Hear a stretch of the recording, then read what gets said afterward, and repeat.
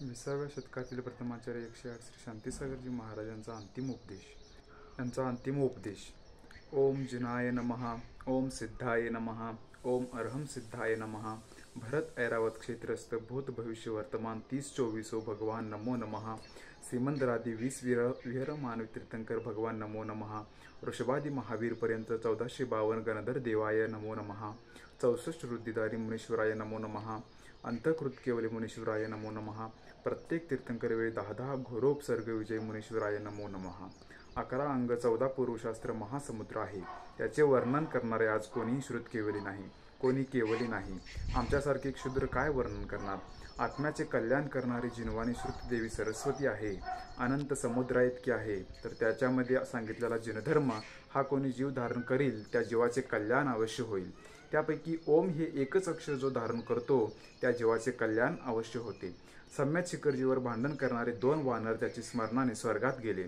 याची स्मरणाने सुदर्शन सेठी मोक्षाला गेले. सप्तव्यसनधारी अंजन चोर मोक्षाला गेला. हे तर सोडा, नीच जातीचा कुत्रा जिवंदर कुमाराच्या उपदेशाने सद्गतीला गेला. इतका जिनधर्माचा महिमा आहे, परंतु कोणी धारण करीत नाही. जैन होऊन सुद्धा जिनधर्मावर विश्वास नाही. अनंत काळापासून जीव व पुद्गल दोन्ही भिन्न आहेत हे सर्व जग जाणते, परंतु विश्वास नाही. पुद्गलालाच जीव व जीवाला पुद्गल मानत आहे. दोन्हींचे गुणधर्म अलग अलग आहेत. हे दोन्ही अलग अलग आहेत. जीव पुद्गल आहे का पुद्गल जीव आहे. पुद्गल तर जड आहे. स्पर्श रस गंध वर्ण हे त्याचे गुण आहेत. ज्ञान दर्शन चेतना हे जीवाचे लक्षण आहे. आपण तर जीव आहोत. जीवाचा पक्ष घेतला तर पुद्गलाचा घात होतो, पुद्गलाचा पक्ष घेतला तर जीवाचा घात होतो. परंतु मोक्षाला जाणारा जीव हा एकटाच आहे, पुद्गल नाही. जीवाचे कल्याण करणे, अनंत सुखाला पोचवणे आपले काम आहे. परंतु मोहनीय कर्माने सगळे जग भुलून गेले आहे. दर्शन मोहनीय कर्म सम्यक्त्वाचा घात करते. चारित्र्य मोहनीय कर्म चारित्र्याचा घात करते. तर आपण काय केले पाहिजे. सुखप्राप्ती करण्यासाठी काय केले पाहिजे.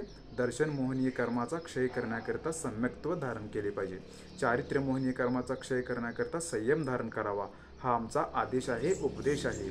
अनंत काळापासून जीव मिथ्या कर्माच्या योगाने संसारामध्ये फिरत आहे. म्हणून मिथ्या कर्माचा नाश केला पाहिजे. सम्यक्त्व धारण केले पाहिजे. तर सम्यक्त्व काय आहे याचे समग्र वर्णन कुंद आचार्यांनी समयसार, नियमसार, प्रवचनसार, पंचास्तिकाय, अष्टपाहूड व गोमटसार आदी ग्रंथामध्ये तसे वर्णन केले आहे. पण याच्यावर श्रद्धा ठेवतो कोण.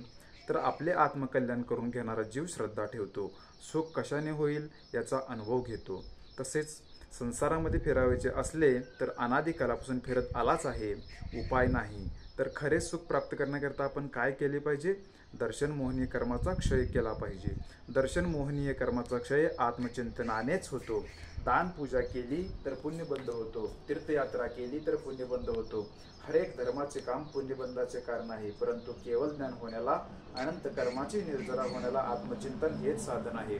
हे आत्मचिंतन 24 घंटेपैकी 6 घडी उत्कृष्ट, 4 घडी मध्यम, 2 घडी जगन्य, निदान 10-15 मिनिटे, निदान आमचे म्हणणे 5 मिनिटे आत्मचिंतन करावे. आत्मचिंतनाशिवाय सम्यक्त्व प्राप्त होत नाही. संसार बंध तुटत नाही. जन्म जरा मरण सुटत नाही. सम्यक्त्वाशिवाय दर्शन मोहनीय कर्माचा क्षय होत नाही. सम्यक्त्व होऊन 66 सागरापर्यंत हा जीव राहील. तर चारित्र्य मोहनीय कर्माचा क्षय करण्याकरता संयमच धारण केला पाहिजे. संयमाशिवाय चारित्र्य मोहनीय कर्माचा क्षय होत नाही. तर कसेही असो, हरेक जीवाने संयम धारण करायला पाहिजे. भिवू नका. कपड्यात संयम नाही. कपड्यात 7वे गुणस्थान नाही. 7व्या गुणस्थानाशिवाय आत्मानुभव नाही. आत्मानुभवाशिवाय कर्मनिर्जरा नाही. कर्मनिर्जरेशिवाय केवळ ज्ञान नाही. आणि केवळ ज्ञानाशिवाय मोक्ष नाही. म्हणून भिवू नका. संयम धारण करण्यास भिवू नका. मुनिपद धारण केल्याशिवाय कल्याण नाही.